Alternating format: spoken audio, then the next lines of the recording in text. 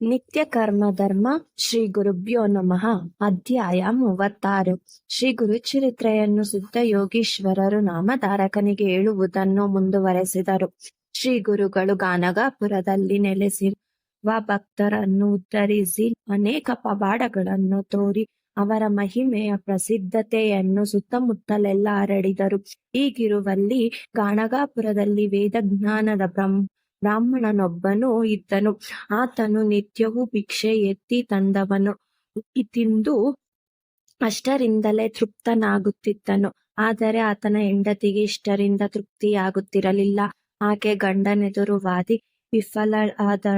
ವಾದಿಸಿ ಆ ಗ್ರಾಮಕ್ಕೆ ಶ್ರೀಮಂತನಾದ ಗೃಹಸ್ಥನೋರ್ವನು ಒಮ್ಮೆ ಬಂದನು. ಆ ಶ್ರೀಮಂತನು ಆ ಬ್ರಾಹ್ಮಣ ಭೋಜನವನ್ನು ಏರ್ಪಡಿಸಿದನು. ವೇದಾಜ್ಞ ಬ್ರಾಹ್ಮಣನು ಎಂದು ಪಾರನ್ನ ಭೋಜನಕ್ಕೆ ಹೋದವನೇ ಅಲ್ಲ. ಹೀಗಾಗಿ ಶ್ರೀಮಂತನು ಏರ್ಪಡಿಸಿದ್ದ ಬ್ರಾಹ್ಮಣ ಭೋಜನಕ್ಕೆ ಹೋಗಲು ಒಪ್ಪದಿರಲು ಆತನ ಪತ್ನಿಗೆ ಅತ್ಯಂತ ಕೋಪ ಉಂಟಾಯಿತು. ಆಕೆ ಶ್ರೀ ಗುರುಗಳ ಬಳಿ ಬಂದು, ಸ್ವಾಮಿ, ನಾವು ತುಂಬಾ ಬಡವರು, ಭಿಕ್ಷೆ ಬೇಡಿ ಸಿಕ್ಕ ದಿನ ಉಣ್ಣಬೇಕು. ಹೀಗಿರುವಾಗ ಶ್ರೀಮಂತ ಗೃಹಸ್ಥನು ಏರ್ಪಡಿಸಿರುವ ಬ್ರಾಹ್ಮಣ ಭೋಜನಕ್ಕೆ ಹೋಗಲು ನನ್ನ ಗಂಡ ಒಪ್ಪುತ್ತಿಲ್ಲ. ನಮಗೆ ಆಹ್ವಾನವೂ ಇಲ್ಲ, ಆದರೂ ಊಟಕ್ಕೆ ಹೋಗಲೇಬೇಕೆನ್ನಿಸುತ್ತಿದೆ. ಆದ್ದರಿಂದ ದಯವಿಟ್ಟು ನನ್ನ ಪತಿಗೆ ನೀವು ಭೋಜನಕ್ಕೆ ಹೋಗೆಂದು ಆಜ್ಞಾಪಿಸಿರಿ. ನಿಮ್ಮ ಆಜ್ಞೆಯನ್ನು ಅವರು ಪಾಲಿಸುವರು. ಇದರಿಂದ ನನ್ನ ಆಸೆಯು ಈಡೇರುವುದು ಎಂದು ಪ್ರಾರ್ಥಿಸಿದಳು.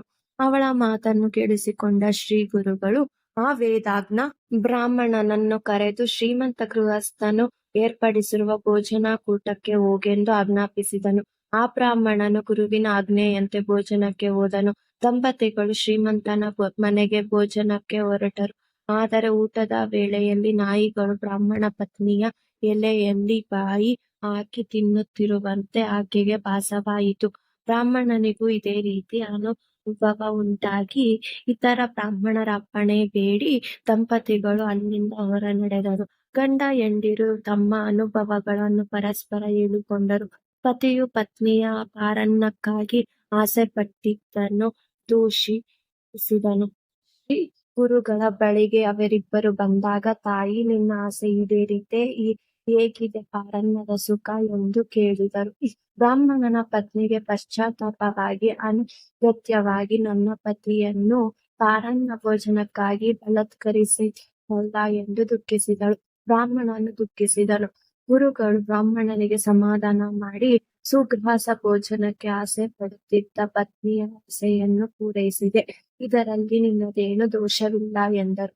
ಬ್ರಾಹ್ಮಣನು, ಗುರುವರ್ಯ, ಭೋಜನವನ್ನು ಸ್ವೀಕರಿಸುವಲ್ಲಿ ವಿಧಿ ನಿರ್ದೇಶಗಳನ್ನು ತಿಳಿಸಿರಿ ಎಂದನು. ಶ್ರೀ ಗುರುಗಳು ಗುರುವಿನ ಮನೆಗೆ ದೇವಾಲಯ, ವೈದಿಕರ ಮನೆ ಸೋದರ ಮಾವ, ಹೆಣ್ಣು ಕೊಟ್ಟ ಮಾವ, ಸಜ್ಜನರ ಮನೆ, ಇಲ್ಲಿ ಭೋಜನ ಮಾಡಿದರೆ ತಪ್ಪಿಲ್ಲ. ಆದರೆ ಧನಲೋಭ, ಕುಲಕೇಡಿತನ, ಸ್ವಪ್ರಶಂಸೆ, ತಂದೆ ತಾಯಿಗಳ ದೂಷಣೆ ಇಂತಹ ವರ್ಣನೆ ಉಳ್ಳ ಮನೆಗಳಲ್ಲಿ ಭೋಜನವನ್ನು ಸ್ವೀಕರಿಸಬಾರದು. ಸೇವಕ, ರೋಗಿ, ಮದ್ಯಪಾನ ಮಾಡುವವನು, ವೇಶ್ಯ, ಕಳ್ಳ ಇಂತಹವರಿಂದ ದಾನವನ್ನು ಸ್ವೀಕರಿಸಬಾರದು. ಸೂತಕದ ಮನೆಯಲ್ಲಿ, ಮಕ್ಕಳಿಲ್ಲದ ಮನೆಯಲ್ಲಿ, ಜಾಡುವಲ್ಲಿ, ಲೇವಾದೇವಿ ಮಾಡುವಲ್ಲಿ, ಸ್ನಾನ ಮಾಡದೆ ಊಟ ಮಾಡುವಲ್ಲಿ ಎಂದಿಗೂ ಊಟ ಮಾಡಬಾರದು ಎಂಬ ಪರಶರ ಸ್ಮೃತಿ ವಾಕ್ಯವನ್ನು ಶ್ರೀ ಗುರುಗಳು ಹೇಳಿದರು.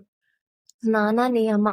ಏಳಿಗೆಯನ್ನು ಅಪೇಕ್ಷಿಸುವ ಪ್ರತಿಯೊಬ್ಬರು ಬ್ರಾಹ್ಮಿ ಮುಹೂರ್ತದಲ್ಲಿ ಎದ್ದು ಗುರುಗಳು, ತ್ರಿಮೂರ್ತಿಗಳು, ಭಕ್ತರು, ನವಗ್ರಹಗಳು, ಸಪ್ತರ್ಷಿಗಳು ಇವರನ್ನು ಸ್ಮರಿಸಬೇಕು. ಇದಾದ ನಂತರ ಸ್ವಚ್ಛಕರ್ಮಗಳನ್ನು ಮುಗಿಸಿ ಕೈಕಾಲು ಮುಖಗಳನ್ನು ತೊಳೆದು ಸ್ನಾನ ಮಾಡಬೇಕು. ಅಭಂಜನ ಸ್ನಾನ ಮಾಡುವಾಗ ಕೆಲವು ನಿಯಮಗಳು ಪಾಲಿಸಬೇಕು. ಭಾನುವಾರ ಹಾಗೂ ಮಂಗಳವಾರಗಳಂದು ಅಭಂಜನ ಮಾಡಿದರೆ ಆರೋಗ್ಯ ಹಾನಿ ಉಂಟಾಗುತ್ತದೆ. ಸೋಮ, ಗುರು, ಶುಕ್ರವಾರಗಳಂದು ಅಭಂಜನ ಮಾಡಿದರೆ ದ್ರವ್ಯನಾಶ ಹಾಗೂ ಪುತ್ರನಾಶಗಳುಂಟಾಗುತ್ತದೆ. ಬುಧವಾರ ಲಕ್ಷ್ಮೀ ಪ್ರಾಪ್ತಿ, ಶನಿವಾರ ಐಶ್ವರ್ಯ ಲಾಭಗಳು ಅಭಂಜನದಿಂದ ಲಭ್ಯವಾಗುತ್ತದೆ.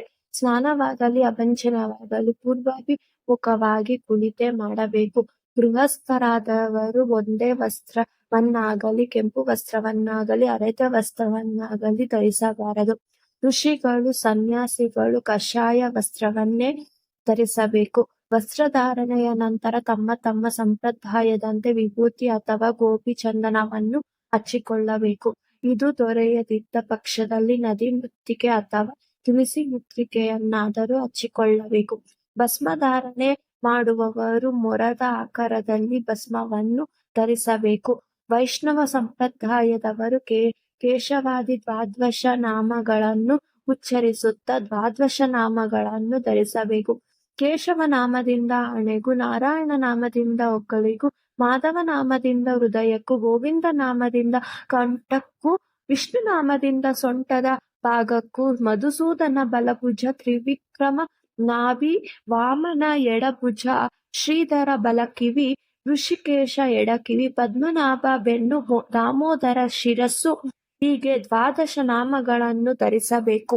ಸಂಧ್ಯಾಕ್ರಮ. ಶ್ರೀ ಗುರುಗಳು ಪ್ರಾತಃ ಸಂಧ್ಯೆಯ ಕ್ರಮಗಳನ್ನು ಬ್ರಾಹ್ಮಣರಿಗೆ ಹೇಳಿದರು.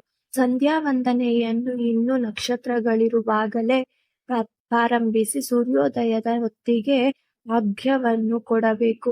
ಆಚಮನ ಪ್ರಾಣಾಯಾಮಗಳನ್ನು ಮಾಡಿ ಜಲಸಹಿತವಾಗಿ ಆಸನದ ಮೇಲೆ ಕುಳಿತು ಗಾಯತ್ರಿ ಜಪವನ್ನು ಮಾಡಬೇಕು. ಅಂಗನ್ಯಾಸ ಕರನ್ಯಾಸಗಳನ್ನು ಗುರು ಪ್ರದೇಶದಂತೆ ಮಾಡಿ ಸಂಧ್ಯಾ ವಂದನೆಯನ್ನು ಭಗವಂತನಿಗೆ ಸಮರ್ಪಿಸಬೇಕು. ಅನಂತರ ಬ್ರಹ್ಮಯಜ್ಞ ಮತ್ತು ತರ್ಪಣಗಳನ್ನು ಮಾಡಬೇಕು. ಪಿತೃಗಳಿಗೆ ಎಳ್ಳು, ದೇವತೆಗಳಿಗೆ ಅಕ್ಕಿ ತರ್ಪಣಕ್ಕೆ ಯೋಗ್ಯವಾದುದು. ಯಜ್ಞೋಪವೀತವನ್ನು ದೇವತರ್ಪಣಕ್ಕೆ ಸವ್ಯ, ಪಿತೃತರ್ಪಣಕ್ಕೆ ಅಪಸವ್ಯ, ಋಷಿ ತರ್ಪಣಕ್ಕೆ ಬಾಲಕರವಾಗಿ ಬದಲಾಯಿಸಿಕೊಳ್ಳಬೇಕು. ತರ್ಪಣಕ್ಕೆ ಭಾನುವಾರ, ಶುಕ್ರವಾರ, ಷಷ್ಠಿ, ನವಮಿ, ಏಕಾದಶಿ ವಜ್ಯವಾದದ್ದು. ಜನ್ಮ ನಕ್ಷತ್ರ, ಜನ್ಮದಿನ, ಶುಭ ಕಾರ್ಯಗಳಂದು ಸ್ವಗೃಹದಲ್ಲಿ ಪಿತೃ ತರ್ಪಣ ನೀಡಬಾರದು. ದಕ್ಷಿಣೆ ಹಾಗೂ ಎಳ್ಳಿಲ್ಲದ ಶ್ರಾದ್ದ ವ್ಯರ್ಥವಾಗುತ್ತದೆ. ಯಮತರ್ಪಣದಿಂದ ಅಪಮೃತ್ಯು, ಪಾಪ ಹಾಗೂ ರೋಗಗಳು ದೂರವಾಗುತ್ತದೆ. ಯಜ್ಞೋಪವೀತವನ್ನು ಸವ್ಯವಾಗಿ ಧರಿಸಿ ಯಮಧರ್ಮನ 13 ನಾಮಗಳನ್ನು ಉಚ್ಚರಿಸಿ ಪ್ರತ್ಯೇಕವಾಗಿ ಒಂದೊಂದು ನಾಮಕ್ಕೆ 3ರಂತೆ ತರ್ಪಣ ನೀಡಬೇಕು. ಯಮನ 13 ಹೆಸರು ಹೀಗಿವೆ: ಯಮ, ಧರ್ಮರಾಜ, ಮೃತ್ಯು, ಆತಂಕ, ವೈವಸ್ವತ, ಕಾಲ, ಸರ್ವಭೂತಕ್ಷಯಂಕರ, ಔದುಂಬರ, ನಿರಯ, ಪರಮೇಷ್ಠಿ, ವಕ್ರೋಧರ, ಚಿತ್ರ ಮತ್ತು ಚಿತ್ರಗುಪ್ತ.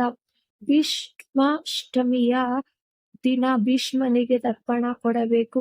ಇದರಿಂದ ಘೋರ ಪಾತಕಗಳು ದೂರವಾಗುತ್ತವೆ. ಈ ರೀತಿಯಾಗಿ ಶ್ರೀ ಗುರುಗಳು ಆಚಾರ ಧರ್ಮವನ್ನು ಬೋಧಿಸಿದರು ಎಂಬಲ್ಲಿಗೆ ನಿತ್ಯ ಕರ್ಮಗಳ ಧರ್ಮ ಎಂಬ ಶ್ರೀ ಗುರುಚರಿತ್ರೆಯ 36ನೇ ಅಧ್ಯಾಯವು ಸಂಪೂರ್ಣವಾಯಿತು.